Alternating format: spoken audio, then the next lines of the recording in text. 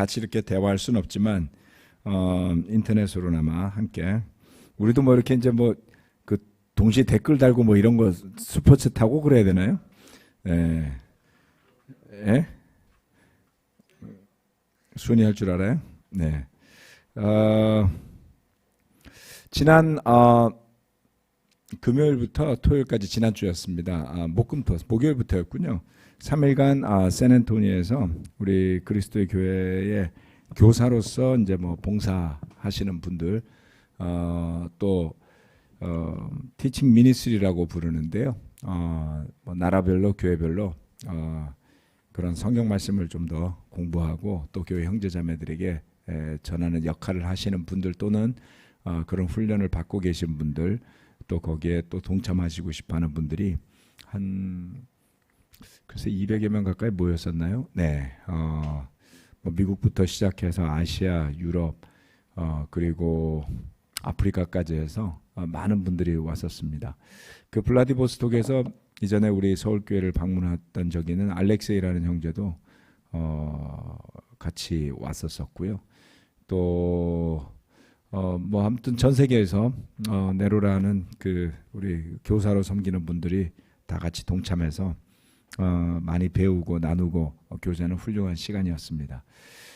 이번에 그 특징적인 것은 한 하루 반 정도, 그러니까 아침 한 9시부터 저녁 9시 정도까지 하루에 한 12시간씩 강의하고 토론하고 교제하는 뭐 굉장히 하드한 시간들이었는데 다들 정말 열정이 넘쳐가지고 보통 그 리더십 컨퍼런스 가면은 저녁까지는 잘 안 하거든요. 오전 오후하고 저녁에는 이제 교제하고 그러는데 이 교사들은 그런 게 없어요. 저녁 먹고 나서 또 저녁에 클래스 2개씩 하고 정말 쓰러지는 줄 알았습니다. 체력들도 대단했고요. 무엇보다가도 이번에는 그 미국 안에 있는 우리 그리스도의 교회 계열의 이제 신학 대학들 유명한 데가 있습니다. 뭐 에벨린 대학이라든가 그 다음에 로체스터 대학, 그 다음에 립스컴 잘 모르시겠지만 이름 있는 대학들이 있습니다. 그래서 그런 대학들의 가운데서 아주 유수한 교수님들이 몇 분들 오셔가지고 강의를 나눠주셨고요.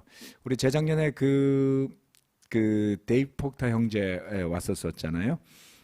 그 형제 요번에 그 프로그램을 진행한 데가 그 형제가 다니고 있는 신학 대학교에서 진행을 한 겁니다. 캐톨릭 계열이었고요. 또 거기에 그 영성 강의의 이제 권위자 중에 한 분이 또 특강을 진행을 해주셨고 여러모로 아주 유익한 시간이었습니다. 그 내용들에 대해서는 뭐 대부분 이제 신학 강의였기 때문에 제가 여러분들에게 어떤 형태로 전달하기는 좀 적절치 않은 것 같고요. 앞으로 또 이것이 좋은 그 토양이 되어서 한국에서는 저하고 우리 분당교회 박찬동 형제가 같이 다녀왔는데요. 한국 내에서도 티칭 미니스트리가 좀 생겨났으면 하는 그런 바람과 또 여러 가지 좋은 계획들 배우고 오는 좋은 시간이었습니다. 얼바인에 또 우리 코리안 미니스트리도 잠시 들러서 교제도 하고 또 설교 말씀도 나누고 그러고 왔는데요. 제가 한 2년 전에 갔었던 것 같아요. 2년 전 요맘때였는데 이번에 가보니까 젊은 친구들이 많이 생겨 있었습니다. 그래서 캠퍼스도 한 바이블톡, 또 싱글도 한 바이블톡 이렇게 새롭게 시작을 했더라고요. 그래서 굉장히 격려를 많이 받았습니다. 우리도 우리 젊은 캠퍼스 형제 자매들 또 젊은 또 싱글 형제 자매들을 위해서도 또 앞으로 우리 한국 교회에서도 그런 미니스트리들이 좀 생겨나지 않을까 하는 그런 기대를 좀 해보게 되었습니다. 자, 오늘은 또 제가 없는 동안에 설교를 맡아주셨던 여러분들 감사드립니다. 우리 집사님들 그리고 또 김민수 또 그 박지우 형제 감사드립니다. 오늘은 그 7번째 근데 오늘은 제목을 굉장히 정하는데 고민이 많았습니다. 주제를 딱 나타낼 수 있는 그게 있었으면 하는데 내용이 뭐 워낙 그 서로가 이렇게 차이가 나는 내용이 한 장 안에 들어있기 때문에 제가 이것을 에덴 동산 이야기 1번 이렇게 붙였습니다. 에덴 동산 안에서 일어나는 여러 가지 일들이 있는데 아무래도 2장 이야기는 2장 3장은 에덴 동산에서 벌어지는 일들이 핵심이죠. 창세기 2장 3장. 그래서 한번 그 내용을 중심으로 이야기를 말씀을 좀 나누도록 하겠습니다. 같이 우리 창세기 2장 4절부터 9절까지의 말씀이 앞에 나오는데요. 다 같이 2장 4절로부터 9절까지의 말씀을 한번 읽어보도록 하겠습니다. 다 같이 한번 읽어볼까요? 시작. 하늘과 땅을 창조하실 때의 일은 이러하였다. 주 하나님이 땅과 하늘을 만드실 때에 주 하나님이 땅 위에 비를 내리지 않으셨고 땅을 갈 사람도 아직 없었으므로 땅에는 나무가 없고 들에는 풀 한 포기도 아직 돋아나지 않았다. 땅에서 물이 솟아서 온 땅을 적셨다. 주 하나님이 땅의 흙으로 사람을 지으시고 그의 코에 생명의 기운을 불어넣으시니 사람이 생명체가 되었다. 주 하나님이 동쪽에 있는 에덴에 동산을 일구시고 지으신 사람을 거기에 두셨다. 주 하나님은 보기에 아름답고 먹기에 좋은 열매를 맺는 온갖 나무를 땅에서 자라게 하시고 동산 한가운데는 생명나무와 선과 악을 알게 하는 나무를 자라게 하셨다. 아멘. 네, 주 하나님이라는 단어가 계속 나오네요. 자, 여기에 보면 창세기 2장 4절 말씀이 이렇게 이야기를 합니다. 지난번에 이제 1절부터 3절을 지난 시간에 이야기를 했고요. 꽤 지났죠. 기억을 좀 되살려 보시고 그 4절 말씀에서는 하늘과 땅을 창조하실 때의 일은 이러하였다. 이렇게 설명을 하고 있습니다. 이러한 구절이 사실 중요합니다. 왜냐하면 성경 말씀을 보시고 공부를 하실 때 묵상 여러 가지 하시겠지만은 이러한 그 좀 서술적인 설명하는 문장들이 나오면 새로운 이야기가 시작된다라는 겁니다. 그 앞에 1절부터 3절까지는 다른 이야기입니다. 그 NIV 성경에 보면 This is the account 이렇게 설명합니다. 그러니까 이런 일이 있었다. 하나님께서 하늘과 땅을 창조하실 때에 이렇게 설명을 하거든요.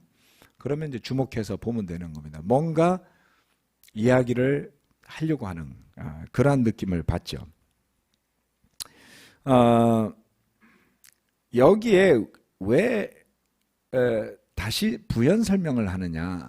잘 보시면 이 내용들은 그 창세기 1장에 나오는 창조의 이야기가 있었잖아요. 하나님께서 천지 창조를 쭉 하셨단 말이에요. 그런데 그때에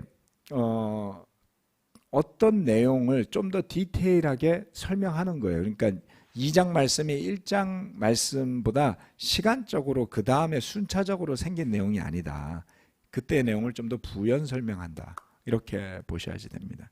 성경 말씀 보실 때에 대부분은 시간 순으로 배열이 되어 있긴 하지만 어떤 내용들은 꼭 시간을 순차적으로 연대기적으로 배열하지 않은 내용들도 있습니다. 그래서 그런 점들을 주목해서 봐야 할 부분들이 가끔 등장합니다. 예를 들면 그 대부분 창세기로부터 시작을 해가지고 열왕기 하까지는 거의 연대기적으로 가지만 욥기라든가 그다음 또 뒤에 가서 그 예언서들 이런 경우는 꼭 연대기적으로 되어 있지는 않습니다. 그래서 그러한 것들을 잘 구약 성경 안에서 시대에 맞춰서 한 번씩 공부해 보시는 것도 좋습니다. 자, 그렇게 하나님께서 땅과 하늘을 만드실 때 상태가 아직 사람이 없는 상태를 5절부터 6절까지 설명을 하고 있습니다. 그래서 그 창조의 과정을 우리가 다 알 수는 없지만 이랬구나 이런 정도로 참고하시면 되겠습니다. 7절 말씀으로 넘어가면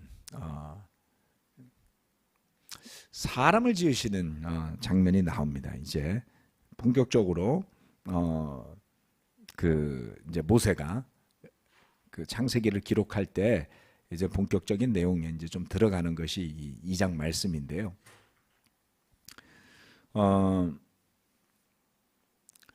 7절 말씀을 보면 하나님이 땅의 흙으로 사람을 지으시고 그의 코에 생명의 기운을 불어넣으시니 사람이 생명체가 되었다. 이렇게 이야기하고 있습니다. 혹시 성경책을 가지고 계신 분들은 여기에다가 좀 이렇게 밑줄을 좀 그으셔야 됩니다. 여러분 뭐 그 스마트 성경도 보면 이렇게 색깔을 칠할 수 있잖아요. 지정해가지고 좀 색을 좀 칠해 놓으세요. 이 장면은 아주 중요한 말씀입니다. 왜냐하면 하나님께서 사람을 지으시는 그런 하나의 시점을 포착해서 구체적으로 설명을 하고 있거든요. 네. 자, 아담을 제가 괄호를 치고 사람 뒤에다가 아담 이렇게 써놨습니다. 아담. 이거 뭐 예전에도 이제 설명했던 적이 있는데 자꾸 듣다 보면 좀 여러분도 머릿속에 저장이 좀 되겠죠. 흙이라는 것은 흙은 히브리어로 아다마라고 부릅니다. 아다마. 예, 일본말로 아다마는 머리인데 히브리어로는 아다마가 아다마가 흙이에요. 헷갈릴 수 있어요. 일본어 배우신 분들은. 흙입니다. 흙. 그런데 사람은 아담이라고 했어요. 그러니까 발음이 비슷하죠. 아담마하고 아담 이렇게 하면은 흙이 되는 겁니다. 그래서 흙에서 이렇게 하나님이 사람을 지었어요. 이렇게 지었습니다. 이렇게 흙으로 지으면 좀 어떤 기분이 들어요? 손으로 막 두들겨가면서 진흙으로 주물주물 해가지고 저 송편 빗듯이 해가지고 코도 하나 이렇게 띡 붙이고 이렇게 했고 눈도 좀 이렇게 손가락으로 파고 뭐 이렇게 귀도 주물주물해서 붙이고 뭐 그런 느낌이 들지 않나요? 네, 그게 이제 지으시다라는 단어가 그런 뜻을 갖고 있습니다. 이렇게 주물주물 만들다 뭐 그런 뜻입니다. 그런데 흙으로 아담을 빚으셨는데 거기에 하나님께서 무엇을 하시냐면 코에다가 생명의 기운을 불어넣습니다. 이게 이제 중요한 거죠. 코에다가 하나님께서 생명의 기운을 넣어 주셨어요. 그래서 이제 우리가 코로 숨을 쉬잖아요. 그렇죠? 코로 숨을 쉬는데 거기에 생명의 기운을 불어넣어 주셨더니 그 아담이 사람이 생명체가 됩니다. 생명체. 여기 생명체라고 되어 있고 개역 성경을 보면은 생령이라고 합니다. 생령. 살아있는 영이 되었다. 이렇게 이야기를 하고 있죠. 생명체하고 생령 그러면 느낌이 좀 다르지 않나요? 네. NIV 성경을 찾아보시면은 a living being 이렇게 표현이 되고 있습니다. 뭐 다 같은 말입니다. 사실은. 왜냐하면 이 살아있는이라는 단어, 살아있는 그 살아있다라는 그 단어는 being 존재한다, 있다, 무엇이 되다 이런 뜻을 가진 그 히브리어입니다. 하야라는 단어인데요. 그래서 조금 전에 봤던 생명의 기운 그럴 때도 네셔마 하이라고 해서 살아있는 기운 이런 뜻이고요. 그 다음 생명체 할 때는 네페시 하야입니다. 그러니까 그 네페시라는 것은 그 영혼, 그 다음에 사람, 생물 이런 뜻을 가졌기 때문에 존재 이렇게 보셔도 됩니다. 네페시라는 단어는 짐승에게도 쓰고 사람에게도 썼던 거예요. 살아있는 존재를 네페시라고 부릅니다. 그래서 생명체 해도 틀리지 않고 생명, 살아있는 영 이렇게 해도 틀리지 않습니다. 네페시아가 그렇게도 번역될 수 있는 단어라는 것이죠. 자, 땅의 흙으로 하나님께서 생명체를 지으셨어요. 무기물, 아무런 그 생명이 없는 그냥 돌, 흙 이런 것들은 그냥 놔두면 그대로 있는 그런 존재나 다름이 없습니다. 무기물이라고 부르죠. 그런데 그러한 물질을 가지고 살아서 움직이고 혼을 가지고 있는 존재를 만드는 과정, 이것은 굉장히 대단한 것이다. 이렇게 생각할 수 있습니다. 하나님께서 사람을 지으신 그것은 마치 영적으로 본다면 그러한 느낌이죠. 흙을 변화시켜 생명체를 만드신 것처럼 우리가 영적으로는 죽어 있는데 우리가 믿고 회개하고 세례를 받음으로 인해서 새로운 생명 가운데 살아나잖아요. 성령을 받고.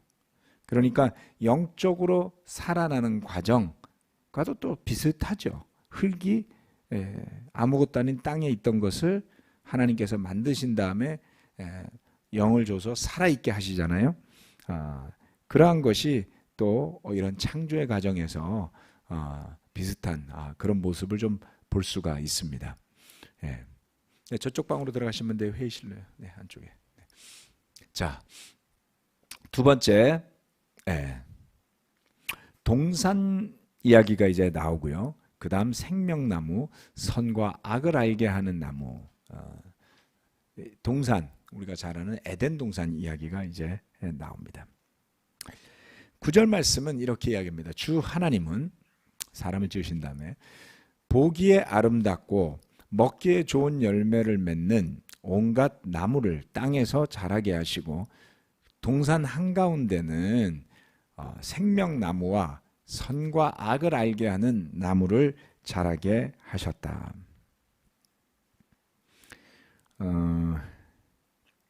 하나님께서 이렇게 생명체를 지으신 다음에 그 동쪽에 있는 에덴의 동산을 일구셨다 그랬어요. 8절 말씀에 보면 조금 전에 봤던 9절에 그 동산을 만드신 다음에 거기에 두셨다라고 합니다.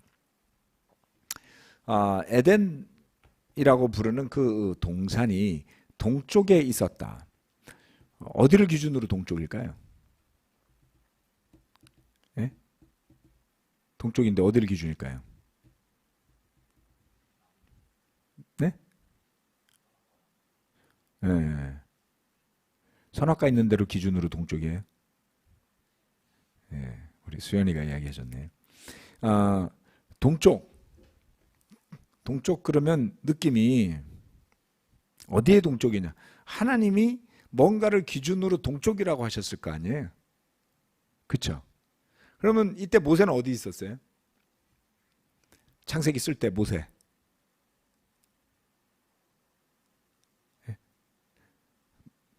창세기부터 신명기까지 모세 오경을 모세가 썼다 그러잖아요.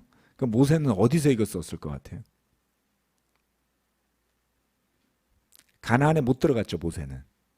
그러니까 모세가 이 창세기를 기록한 것은 광야에서 썼을 가능성이 아주 높습니다. 뭐 이집트에서 탈출하기 전에 정신사나운데 이렇게 썼을 리는 없겠죠, 그렇죠? 광야로 가서 십계명도 받고 뭐 기타 등등 받는 과정에서 쓰지 않았을까요? 자, 일단은 모세가 기록했던 그 시점보다 동쪽 이렇게 보면 또 틀리지 않을 것 같습니다. 그렇지만은 어떤 그 장소를 기점으로 동쪽으로 봤을 가능성이 높다. 그러면은 그 장소의 중심이 될 만한 곳은 사실 예루살렘 이렇게 생각해도 됩니다. 나중에 모세는 뭐 예루살렘에 대해서 전혀 관심이 없었지만 나중에 성전이 예루살렘에 생겨나죠. 그리고 그 성전의 입구가 동쪽을 향해 있습니다. 뭐 이런 것을 가지고 또 어떤 사람들은 뭐 태양신을 뭐 숭배하는 그 이방의 뭐 신앙의 의식이 녹아들었다 이런 헛소리들을 하지만 그런 거는 그냥 유튜브에 썰 이런 정도로 생각해 주시고 잘 모르는 것은 굳이 답을 할 필요가 없습니다. 저도 성경 공부를 해나가고 또 이번에 교사들 모임에 가서도 많이 느낀 거지만 우리가 궁금해하는 모든 답을 성경에서 다 찾아낼 수는 없습니다. 성경 말씀이 우리의 궁금증에 답을 주는 그런 책은 아니거든요. 하나님께서 우리에게 전하고자 하는 메시지를 담아놓은 책이다. 그렇다면 그 메시지를 우리의 호기심을 충족시키는 도구로 삼으면 신천지 같은 집단이 나오는 거예요. 그러니까 그런 쪽으로는 가시지 말고 자, 동쪽이라고 했을 때 뭔가의 시점으로 동쪽이다 이렇게 생각할 수가 있습니다. 뭐 나중에 힌트가 조금 나오는 것은 다음 시간에 좀 설명을 하겠습니다.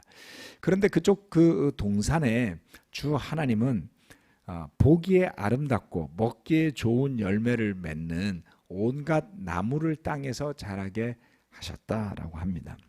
자, 그래서 우리가 이 에덴 동산을 흔히 표현할 때 낙원이다 이렇게 이야기하잖아요. 파라다이스, 그렇죠? 예, 나중에 그 70인역으로 성경이 번역될 때 그 단어를 씁니다. 파라디오스인가 그런 헬라어로 된 낙원이라는 표현을 쓰게 되는데요. 참 좋은 곳이죠. 네, 보기에도 아름답고 먹기에도 좋은 열매를 맺는 온갖 나무가 있는 땅에 살면은 얼마나 좋겠습니까? 열매도 잘 열리고 그런데 과수원 해보시는 분들은 아시겠지만 농사 지으려고 나무를 심어놓으면 벌레가 와서 다 먹어버립니다. 에덴 동산은 그러지 않았던 것 같아요.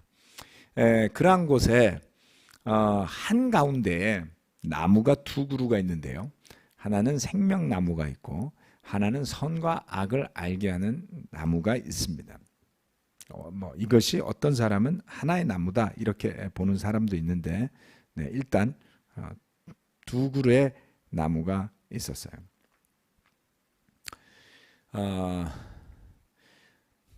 이렇게 하나님께서 아담을 에덴 동산에 두셨을 때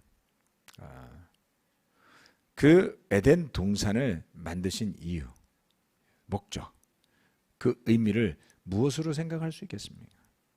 그리고 거기에 아담을 두셨다. 그 뜻이 선하다 이렇게 볼 수 있지 않겠습니까?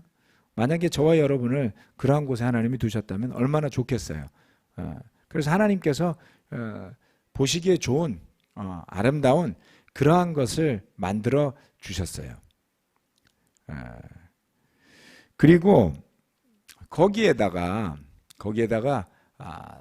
한가운데 그 동산의 한가운데는 생명의 나무가 있고 또 선과 악을 알게 하는 나무가 있었다라고 합니다. 근데 주목을 받는 나무는 선과 악을 알게 하는 나무죠.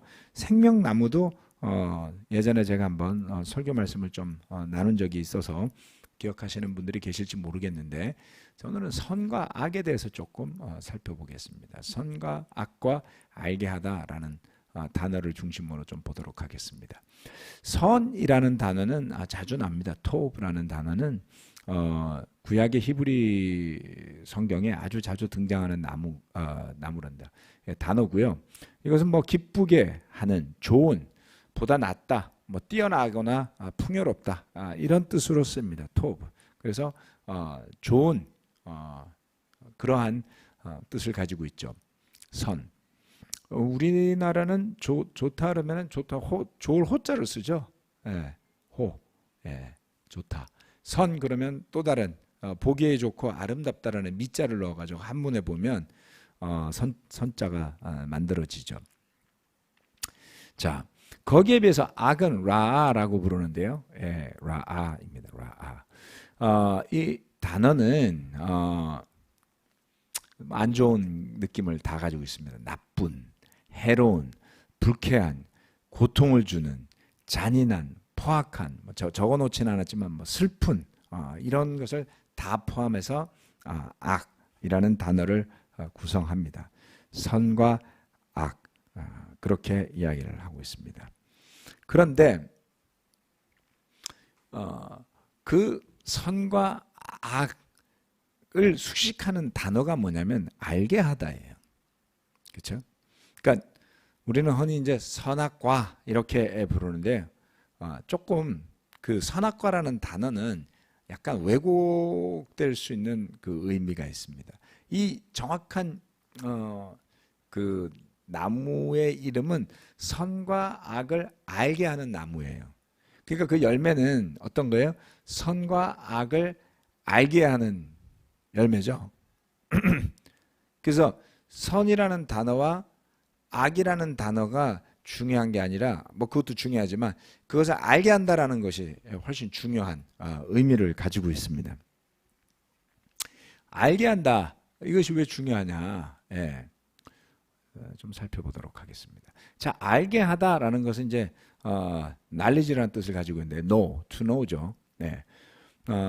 이것도 뭐 모르셔도 되지만 다아트라는 히브리어입니다. 자, 알게 하다.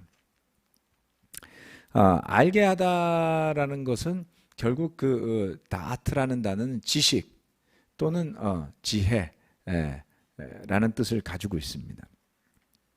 성경 말씀에서 지식 또는 지혜라는 단어가 나쁘게 쓰이지는 않지요. 그렇죠? 예. 사실은 굉장히 중요한 단어입니다. 그리고 이 단어의 어원이 되는 야다라는 단어도 있는데요. 그것은 아주 중요한 거기 때문에 제가 다음번에 한번 이 과정 속에서 어딘가에는 한번 디테일하게 말씀을 좀 드리도록 하겠습니다. 자, 지식 또는 지혜를 뜻하는 알다 라는 이 단어는 왜 중요하냐? 성경적으로 보면 아주 중요한 의미가 나중에 있습니다. 자, 문제는 이 그 선과 악을 알게 하는 이 나무와 관련해서 하나님이 이렇게 말씀을 하세요. 창세기 2장 16절 17절 그 뒤로 내려가 보면 주 하나님이 사람에게 명하셨다. 동산에 있는 모든 나무의 열매는 내가 먹고 싶은 대로 먹어라. 많은 열매를 먹고 살 수가 있었습니다. 그런데 선과 악을 알게 하는 나무의 열매만은 먹어서는 안 된다. 그것을 먹는 날에는 너는 반드시 죽는다. 먹지 마라 라고 명확하게 말씀을 하셨어요. 이거를 먹었죠. 문제는 이것을 먹은 겁니다. 그래서 눈이 밝아졌다라고 나중에 이야기를 하는데요. 그들의 눈이 나중에 밝아졌다. 3장에 가면 나오는 내용입니다. 무엇을 이야기하는 것일까요? 네. 자, 창세기 3장 6절에 가보면 여자가 그 나무의 열매를 보니 나중에 이제 아담 다음에 여자를 하나님이 만드십니다. 그래서 그것도 다음 시간에 이야기하겠습니다. 그 내용이 좀 길어서 오늘은 집어넣지 않았습니다. 여자가 그 나무의 열매를 보니 먹음직도 하고 보암직도 하였다. 그뿐만 아니라 사람을 슬기롭게 할 만큼 탐스럽기도 한 나무였다. 여자가 그 열매를 따서 먹고 함께 있는 남편에게도 주니 그도 그것을 먹었다. 이걸 먹게 돼요. 선과 악을 알게 하는 나무의 열매를 먹게 되는데요. 하나님의 말씀에 불순종하게 되죠. 아담과 하와가 같이 불순종하게 됩니다. 그런데 조금 전에 말씀드렸다시피 안다, 알게 하다 이 단어는 아주 중요한 단어라고 제가 말씀을 드렸습니다. 왜냐하면 아는 것 그 자체는 문제가 아니라 오히려 구약의 이스라엘 백성들에게는 하나님을 알라고 가르치기 때문이죠. 그렇죠? 자, 한번 보세요. 호세아서 4장 6절 말씀. 네. 이렇게 이야기합니다. 내 백성이 나를 알지 못하여 망한다. 내가 제사장이라고 하면서 내가 가르쳐 준 것을 버리니 나도 너를 버려서 내가 다시는 나의 성직을 맡지 못하도록 하겠다. 내 하나님의 율법을 내가 마음에 두지 않으니 나도 내 아들 딸들을 마음에 두지 않겠다. 6장 6절 말씀, 호세아서 6장 6절 말씀은 내가 바라는 것은 변함없는 사랑이지 제사가 아니다. 불살라 바치는 제사보다는 너희가 나 하나님을 알기를 더 바란다. 구약 말씀에서 하나님을 아는 것은 굉장히 중요한 일입니다. 이스라엘 백성들에게 율법을 가르쳤던 것은 하나님의 뜻에 합당한 삶을 살도록 하기 위한 거였고, 제사를 드리는 것은 그러한 뜻대로 살지 못했을 때 그것을 면제받는, 사함받기 위했던 거죠. 그러니까 율법과 제사는 아주 중요한 두 가지입니다. 그렇죠? 네. 그런데 율법과 제사는 결국 뭐예요? 하나님의 뜻대로 사는 길 때문에 있는 거잖아요.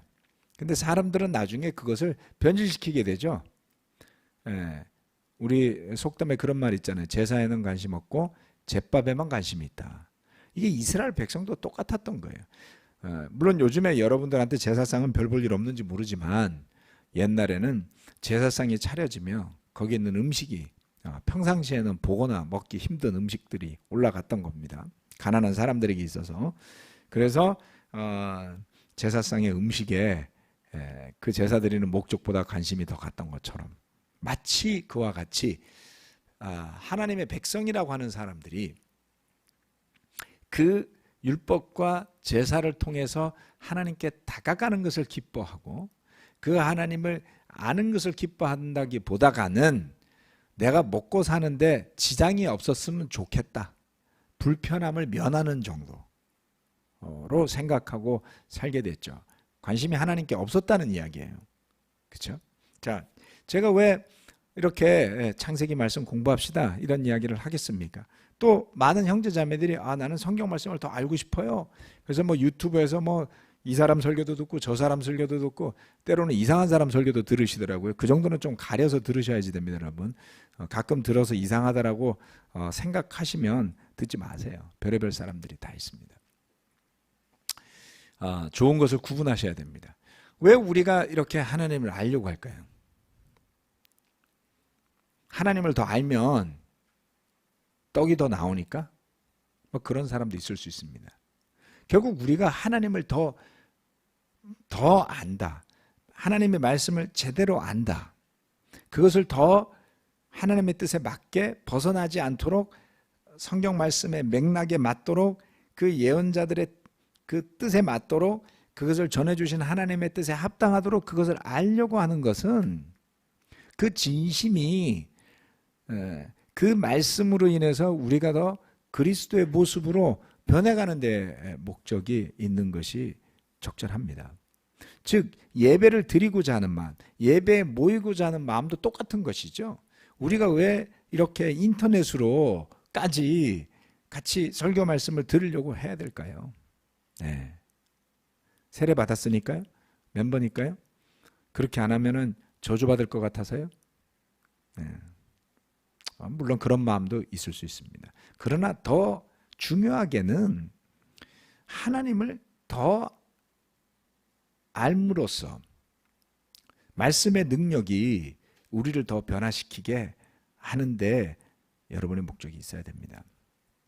자, 그래서 이처럼 하나님을 아는 것, 이러한 것은 중요한 겁니다. 다트라는 단어, 안다라는 단어는 아주 중요하죠. 구약에서만 그럴까요? 그렇지 않습니다. 신약 말씀에도 똑같습니다. 베드로후서 1장 2절 3절 말씀은 이렇게 이야기하고 있습니다. 하나님과 우리 주 예수를 알므로써, 베드로후서 1장 2절 3절 말씀입니다. 하나님과 우리 주 예수를 알므로써 은혜와 평화가 여러분에게 더욱 풍성하여지기를 바랍니다. 하나님께서는 우리가 그를 알므로 말미암아 생명과 경건에 이르게 하는 모든 것을 그의 권능으로 우리에게 주셨습니다. 하나님은 우리를 부르셔서 그의 영광과 덕을 누리게 해 주신 분이십니다. 성령님의 그 인도하신 가운데 우리가 믿음의 눈으로 말씀을 묵상하고 또 기도하고 예배드리고 함께 교제하는 것들은 그냥 그게 좋아서라면 언젠가 여러분 귀찮아지면 그거 안 할 수도 있어요. 그렇죠?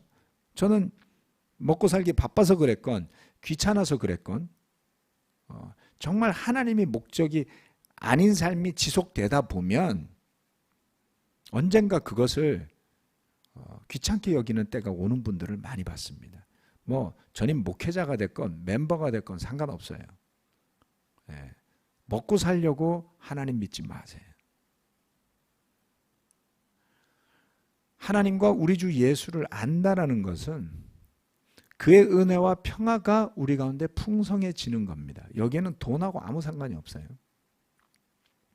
하나님께서 우리가 그를 알므로써 생명과 경건에 이르게 하는 것을 그의 권능으로, 그의 능력으로 우리에게 주신다고 하시잖아요. 네. 그래서요, 우리를 불러서 하나님의 영광과 덕을 누리게 해 주신다고 했습니다. 세상이 복잡하고 시끄럽고 한 것들은 다 탐욕 때문에 그렇습니다. 열심히 살지 말라는 뜻은 결코 아닙니다. 하지만 결국 탐욕이죠. 은혜와 평화 뭐 그런 거 아닙니다. 하나님의 영광과 덕 이것을 위해 산다면 얼마나 큰 변화가 있겠습니까? 자, 안다라는 것은 굉장히 중요한 것입니다. 구약에서나 신약에서나 하나님을 아는 것, 하나님께서 전해주신 말씀을 아는 것, 그 율법을 아는 것, 우리 주 예수 그리스도를 아는 것, 이것은 아주 중요한 것입니다. 그런데 즉 하나님은 우리가 그를 알기를 원하시는 건데, 그렇다면 선과 악을 알게 하는 나무의 열매를 먹는 게 왜 문제가 됐느냐? 알면 좋잖아요. 안다는 것은 나쁜 게 아니잖아요. 그 문제는 여기에 있습니다. 즉 우리의 방법으로 그것을 알고자 가지고자 했던 것이 문제였다. 하나님의 방법과 뜻대로가 아니었던 게 문제라고 저는 봅니다. 그렇죠? 네. 뭐 성경에서 가정으로 해석을 하는 것은 잘 맞지는 않습니다만은, 뭐 예를 들어서 아담과 하와가 그 선과 악을 알게 하는 나무 열매를 따먹지 않았으면 에덴 동산에서 계속 살았을 거고, 잘하면 우리는 에덴 동산에서 살았을 수도 있죠. 그렇죠? 네. 선과 악을 알게 하는 나무를 먹지 않았으면 둘이서 잠도 안 잤을 거고, 그럼 우리는 안 생기는 거 아닌가요? 뭐 거기까지 생각할 수는 없습니다. 아무튼 에덴 동산에서 아담과 하와가 살았으면 우리도 거기 살았을 가능성이 있다. 저는 뭐 여러분 마음대로 해석하셔도 되고, 거기 나와 있지 않으니까. 결국에는 그 하나님의 뜻에 불순종해서 선과 악을 알게 하는 나무의 열매를 먹게 된 것이죠. 그게 문제다. 우리가 하나님을 알고자 할 때에 이것을 한번 좀 적용시켜 봐야 한다라는 것입니다. 서두에 제가 말씀드렸다시피 호기심으로 또는 내가 생각하는 이론에 맞게 성경을 끼워 맞추거나 그렇게 하다 보면 정말 이상한 대로 해석이 흘러가게 되죠. 그렇죠? 네. 요즘 뭐 신천지 이야기가 하도 신문에 자세하게 나오니까 많은 분들이 궁금해하는데, 제가 늘 말씀드리지만 이상하게 나간 사람들은 다 똑같습니다. 근본이 다 똑같아요. 하나님에게 관심이 있는 게 아닙니다. 내가 원하는 대로 하나님을 바라는 거죠. 그러니까 착각도 하고 환상도 보고 이상한 체험도 했다고 열심히 떠들어대니까 믿고 싶은 대로 믿는 거죠. 예. 그러한 신앙으로 가시면 안 됩니다, 여러분. 예. 성경 말씀을 공부하시는 것들도 마찬가지죠. 내 궁금한, 내 갈증을 해소시켜 줄 것을 찾는 방향으로 가시다 보면 자기 생각에 맞는 교리나 가르침을 자꾸 끌어다 붙이게 돼 있어요. 그리고 자기 이론 속에서 신학을 만들어 가게 되겠죠. 그게 아니라 하나님의 뜻에 맞게 하나님이 말씀하시는 대로 하나님을 알고자 해야 됩니다. 저는 그것이 이 에덴 동산에 선과 악을 알게 하는 그 나무와 관련돼서 좀 유추해서 볼 수 있는 교훈이 아닐까라는 생각을 해보았습니다. 저도 요즘에 말씀 공부를 몇 년째 하고 있습니다. 지금 우리 그리스도의 교회 대부분의 목회자들이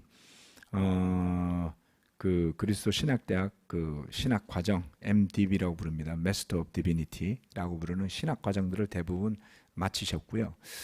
저는 좀 뒤늦게 우리 교회에서 진행하고 있는 그 프로그램, 제가 제일 늦깎이가 된 셈인데요.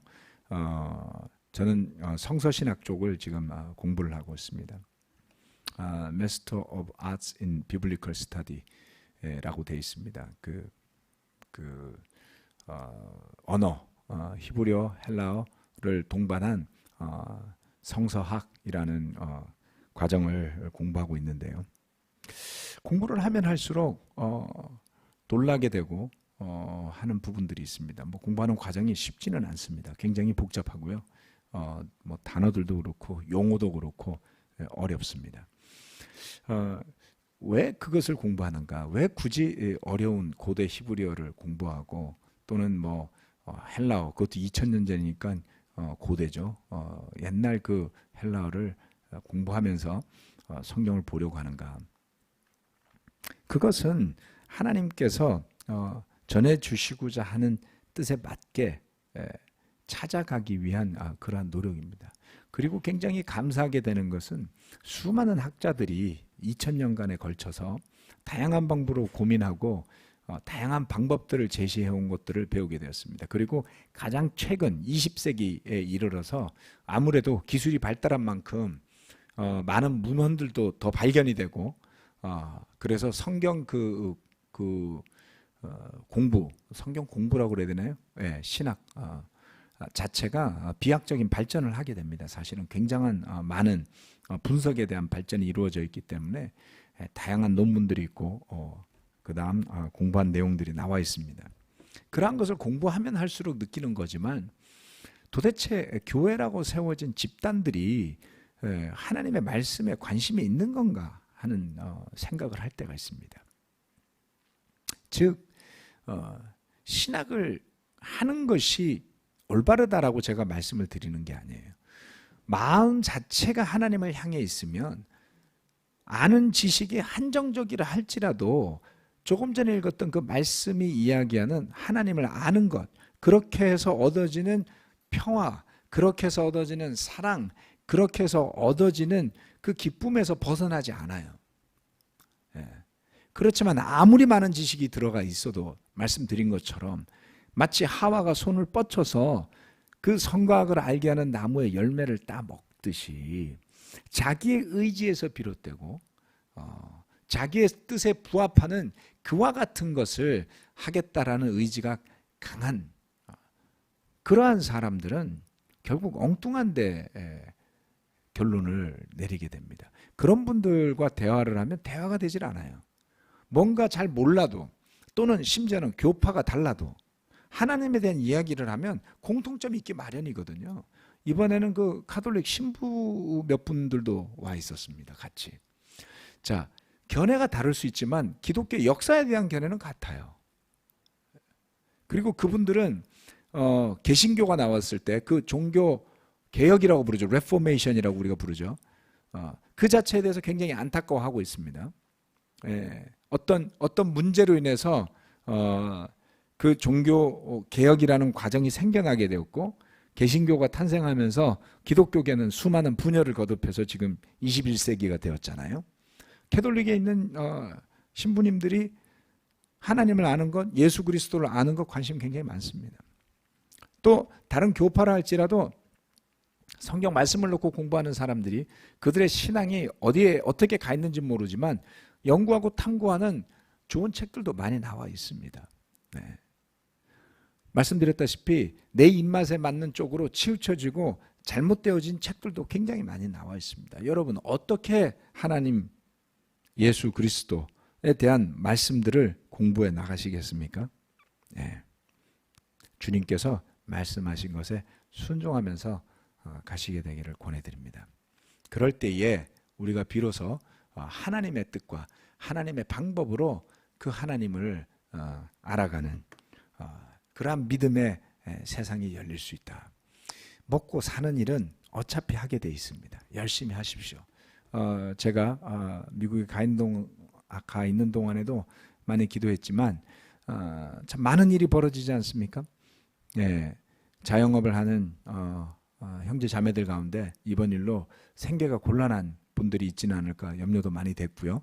또 경제적인 타격도 분명히 있으리라 생각합니다. 그렇지만 우리가 바라고 기대하고 기도하는 것이 하나님의 나라라면 이러한 어려움이 닥쳤을 때에 그런 어려움 속에서도 서로 위로할 수 있고 서로 격려할 수 있고 인내하면서 그 하나님의 뜻을 발견하면서 갈 수 있겠죠. 그래서 이 교회라는 곳이 그와 같이 하나님의 뜻을 알고자 하는 그러한 사람들이 모인 곳, 그리고 그 진리가 없어서 영적으로 죽어가는 사람들이 왔을 때 그 생명의 맛을 느낄 수 있는 곳, 그러한 곳이 되어야 한다라고 저는 믿습니다. 우리가 전도를 열심히 한다고 해서 반드시 좋은 교회가 되는 것은 아닙니다. 그 전도가 일어나는 방법 다양하겠지만 그것이 바로 저와 여러분이 가지고 누리고 있는 그와 같은 하나님을 제대로 아는 것을 통해서 전파되고 일어나게 되기를 더 간절히 바라면서 말씀 마치고 기도하겠습니다.